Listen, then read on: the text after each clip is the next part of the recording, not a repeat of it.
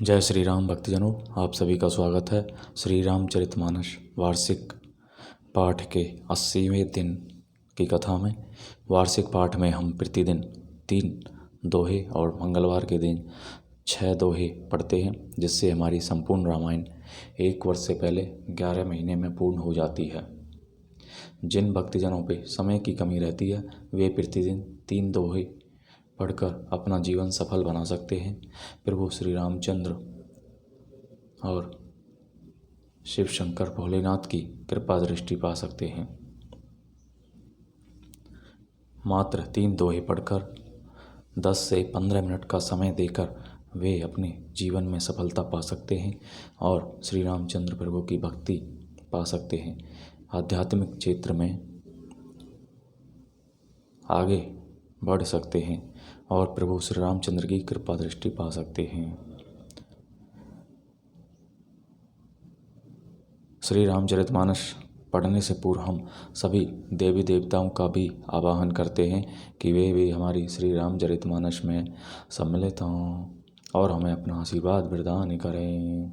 सर्वप्रथम शिव शंकर भोलेनाथ और पार्वती माता को प्रणाम आवाहन। उन्होंने ही श्री राम नाम की रचना की और इस संसार जगत को श्री राम नाम प्रदान किया। उनको आमंत्रण है, आवाहन है। इसके पश्चात सभी गुरुजनों, सभी देवी देवताओं का आवाहन है कि वे भी हमारी श्री रामचरितमानस में सम्मिलित हों और हमें अपना आशीर्वाद प्रदान करें। जय सरस्वती माता, जय श्री गणेशाय नमः, जय बजरंगबली की जय।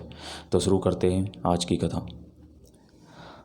अभी तक हम पढ़ चुके हैं कि प्रभु श्री राम शिव जी के धनुष को तोड़ देते हैं और वरमाला हो जाती है। तो तभी वहाँ पर परशुराम जी आते हैं। उन्हें पता लगता है कि श्री शिव जी का धनुष टूट गया है। तो उससे आगे की कथा का आज है। सभे बिलो के लोग सब जानी जान की भीरो, हृदय ने हर सो विषादो, कछु बोले श्री रघुबीरो। मंगल भवन मंगलहारी, रघु दशरथ जर बिहारी। तब श्री रामचंद्र जी सब लोगों को भयभीत देखकर सीता जी को डरी हुई जानकर बोले। उनके हृदय में न कुछ हर्ष था न विषाद। श्री राम लक्ष्मण परशुराम संवाद। नाथ शंभु धनु मंजनहारा, होई ही केउ एक दास तुम्हारा। आयशु कहा कही किन मोही, सुनी रिसाई बोले मुनि कोई। हे नाथ, शिव जी के धनुष को तोड़ने वाला कोई एक दास ही होगा। तोड़ने वाला आपका कोई एक दास ही होगा। यह आज्ञा है। क्या आज्ञा है, मुझे क्यों नहीं कहते। यह सुनकर क्रोधी मुनि रिसाकर बोले। सेविकु जो करे सेविकाई,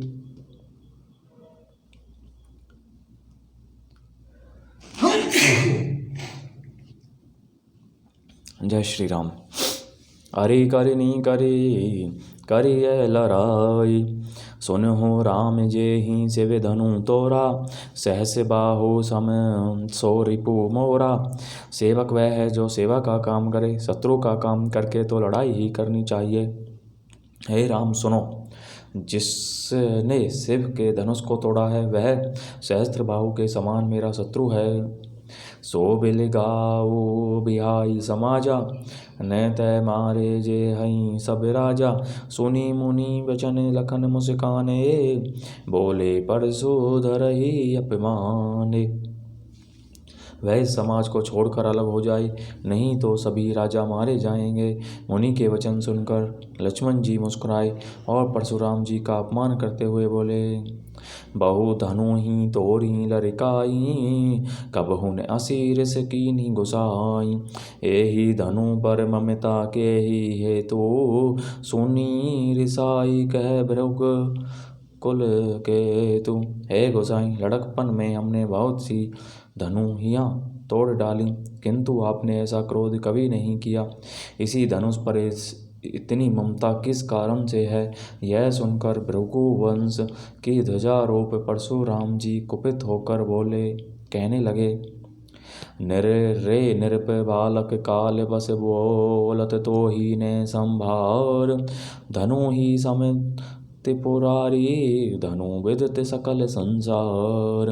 मंगल भवनी अमंगल हारी द्रभु सुदशरथ अजरे बिहारी।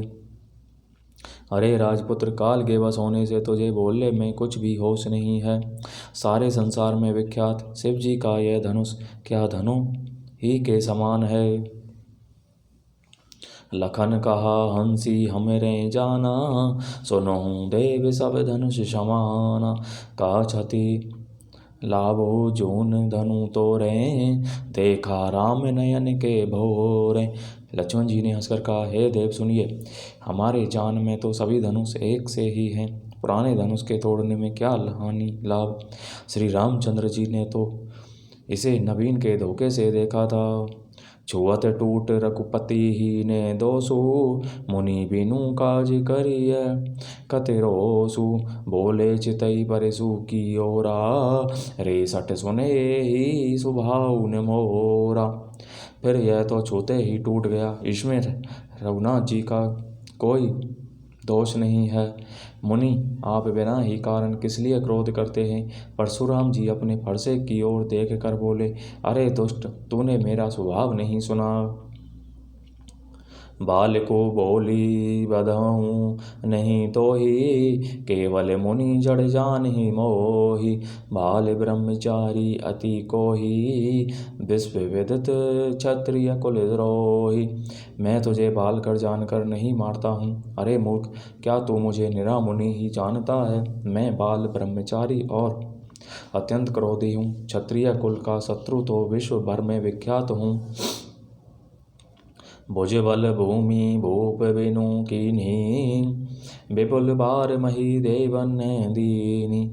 सहस बाहु भुज छेद निहारा, परिसु बिलोकु महीप कुमारा। अपनी भुजाओं के बल से मैंने पृथ्वी को राजाओं से रहित कर दिया और बहुत बार उसे ब्राह्मणों को दे डाला। हे राजकुमार, सहस्त्र बाहु की भुजाओं को काटने वाले मेरे इस फरसे को देख। मातु पिते ही जनी सोच बस करे सी महिष किशोर। गर्भन्य के हर भक दलन पर सु मोर अति घोर। मंगल भवनीय मंगल हारी, द्रवौ सुदशरथ अजरे बिहारी। अरे राजा के बालक, तू अपने माता पिता को सोच के वश ने कर। मेरा भरसा बड़ा भयानक है। यह गर्भों के बच्चों का भी नाश करने वाला है। बियासी लखनु बोले मृदु बानी, अहो मुनि सो महाभटमानी।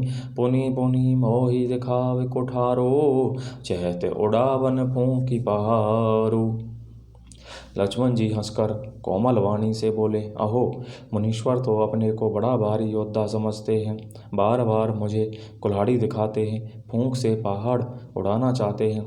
यहाँ कुम्हड़ बतिया को नाही, जे तरजनी देखी मरी जाहि। देखी कुठारो सरासन बाना, मैं कछु कहा सहित अभिमाना। यहाँ कोई कुमड़े की बतिया छोटा कच्चा फल नहीं है, जो तर्जनी सबसे आगे की उंगली को देखते ही मर जाती है। कुठार और धनुष्य बाण देखकर ही मैंने कुछ अभिमान सहित कहा था। बिरगो सुत समुझी जनेऊ बिलो की, जो कछु कहू सहूर सिरो की। सुर महीशुर हरिजन अरु गाई, हमरे कुल इन्हें पर ने सुराई। बिरगो वंशी समझकर और जब को पवित्र देख कर तो जो कुछ आप कहते हैं उसे मैं क्रोध को रोक कर सह लेता हूँ। देवता, ब्राह्मण, भगवान के भक्त और गौ, इन पर हमारे कुल में वीरता नहीं दिखाई जाती। बधे आ पापो अपकीर्ति हारे, मारत हो पा परिय तुम्हारे। कोटि कुलिस समय बचिनु तुम्हारा, व्यर्थ धर हो धनु बान कुठारा। क्योंकि इन्हें मारने से पाप लगता है और इनसे हार जाने पर अपकीर्ति होती है, इसलिए आप मारें तो भी आपके पैर ही पड़ना चाहिए। आपका एक एक वचन ही करोड़ों वज्रों के समान है। धनुष बाण और कुठार तो आप व्यर्थ ही धारण करते हैं। जो बिलो की अनुचित कहेऊँ, क्षम हूँ महामुनि धीर। सुनी सरोष भृगुवंश मणि, बोले गिरा गंभीर। मंगल भवने मंगलहारी, द्रवहु सुदशरथ अजर बिहारी। इन्हें धनुष बाण और कुठार तो देख कर मैंने कुछ अनुचित कहा हो तो उसे हे धीर महामुनि क्षमा कीजिए। यह सुनकर भृगुवंशमणि परशुराम जी क्रोध के साथ गंभीर वाणी बोले। तो इस प्रकार भक्तजनों, आज की कथा का विराम यहीं पर होता है। आज की कथा हमारी 80वें दिन की कथा थी। सभी देव देवताओं का बहुत बहुत धन्यवाद जो हमारी श्री रामचरितमानस में सम्मिलित हुए और हमें अपना आशीर्वाद प्रदान किया। बोलो जय श्री रामचंद्र की जय। प्रभु श्री राम और शिव शंकर भोलेनाथ सभी का कल्याण करें।